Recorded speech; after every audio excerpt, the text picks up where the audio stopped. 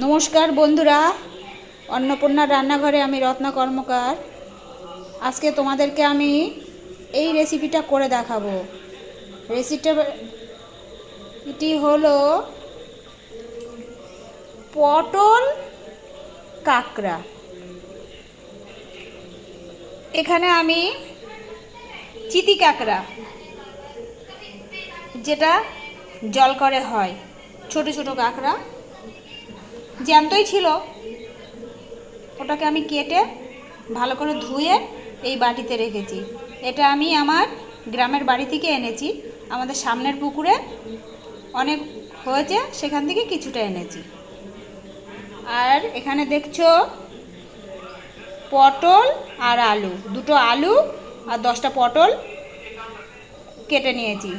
পটলগুলো half half করে কেটে নিয়েছি আর আলুগুলো টুকরো টুকরো করে কেটে নিয়েছি। আর এখানে একটা গোটা পেঁয়াজ, হাফ পেঁয়াজ আমি পেস্ট করব, আর হাফ পেঁয়াজ আমি তেলে দিয়ে ভাজা করব, আর হাফ টমেটো আর 5টা কাঁচা লঙ্কা। এই কাঁচা লঙ্কা, টমেটো আর হাফ পেঁয়াজ দিয়ে আমি মিক্সিতে পেস্ট করে নেব। তারপরে আমি তোমাদের সঙ্গে এই রান্নাটা শেয়ার করব। ততক্ষণ তোমরা দেখতে থাকো, সঙ্গে থাকো অন্নপূর্ণার রান্নাঘরে। গ্যাসে কড়াই বসিয়ে দিয়েছি, কড়াই গরম হয়ে গেছে। এবার আমি পরিমাণ মতন সর্ষের তেল দিয়ে দিচ্ছি। দিয়ে তেলটা গরম হয়ে যাবে যখন, তখন কাঁকড়াগুলো ছেড়ে দেব। তারপরে কাঁকড়াগুলো ভালো করে লাল লাল করে ভেজে নেব। ততক্ষণ তোমরা দেখো। দেখো বন্ধুরা, কাঁকড়াগুলো কি সুন্দর লাল লাল করে ভেজে নিয়েছি। এইবার আমি এর মধ্যে এই যে হাফ পেঁয়াজ কুচি কুচি করে কেটে রেখেছি, এটা দিয়ে দেবো। দিয়ে পেঁয়াজটা একটু ভাজা ভাজা করে নেব।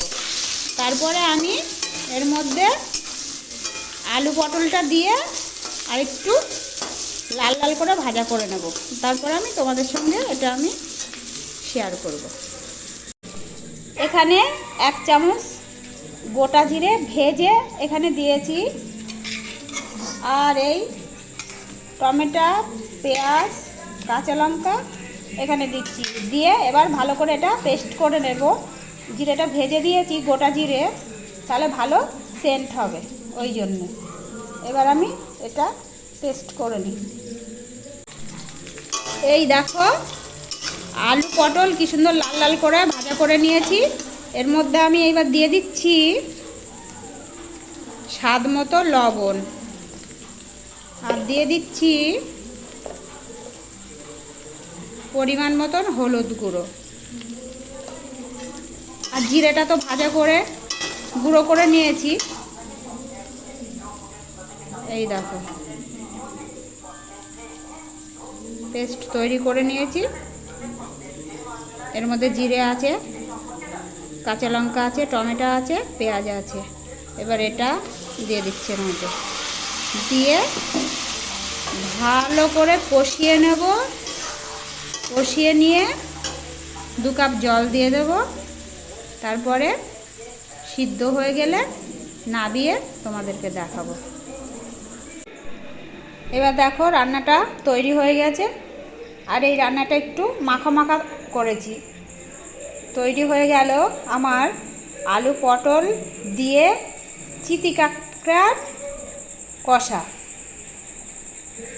দেখতেও খুব সুন্দর হয়েছে, খেতেও খুব স্বাদ হয়েছে। ভাজা জিরে দিয়েছি বলে সেন্টটা খুব সুন্দর বেরোচ্ছে। তোমরা এইভাবে করে খেয়ে দেখবে, তোমাদের ভাল লাগবে।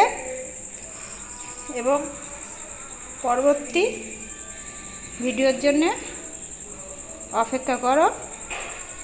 শুভরাত্রি।